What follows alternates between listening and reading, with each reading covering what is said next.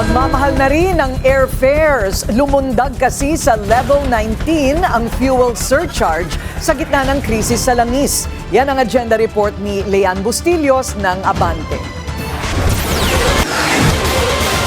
Dumating na nga ang pinangangambahan ng marami. Mas mahal na ang paglipad.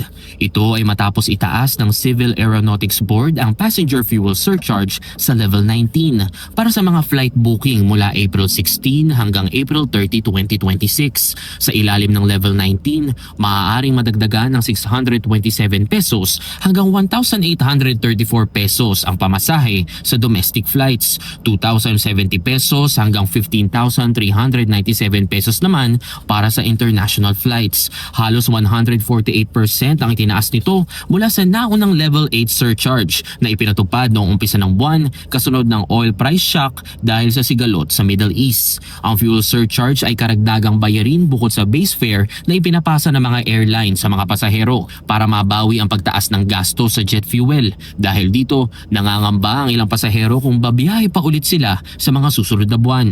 Ayon kay Mary Grace Nazareno, isang caregiver sa Dublin, Ireland, bago pa man pumutok ang tensyon sa Middle East ay nakaranas na sila ng pagtaas ng presyo sa plane tickets. Kung dati raw ay 2,700 euros lang ang nagagastos nila ng kanyang asawang kapwa caregiver, umaabot na raw ng 3,500 euros each ang gastos para sa kanilang plane ticket na nabili noong Marso. Kaya ngayong may bagong anunsyo ng taas pasahe, pag-iisipan muna raw nilang mabuti ang kanilang pag-uwi.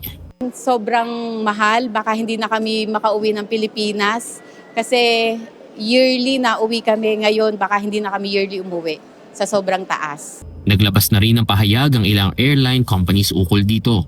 Ayon sa AirAsia Philippines, lumobo na ang kanilang operational cost matapos ang mahigit dobleng presyo ng jet fuel sa global market kumpara noong 2025, kasabay ng patuloy na geopolitical uncertainty. Gayunman, iginiit nito na patuloy silang naghahanap ng paraan para mapanatiling abot kaya ang biyahe.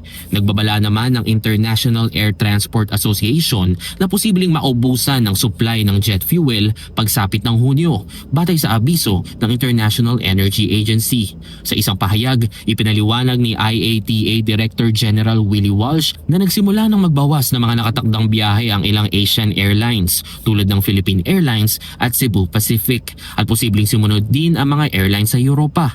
Ayon sa ahensya, bagamat bumaba ang presyo ng jet fuel, malayo pa rin ito sa pre-shock level na below $100 per barrel. Bilang tugon sa pabago-bagong presyo na langis, ipinatutupad ngayon ng CAB ang mas maikling 15-day adjustment period mula sa dating isang buwan para mas mabilis na makasabay sa galaw ng merkado at mapagaan ang epekto nito sa mga pasahero. Iaanunsyo na rin nila ang mga susunod na fuel surcharge levels nang hindi bababa sa 3 araw bago ito ipatupad, kasabay ng bagong 15-day evaluation at implementation period. Para sa agenda, Leanne Bustillos, Abante.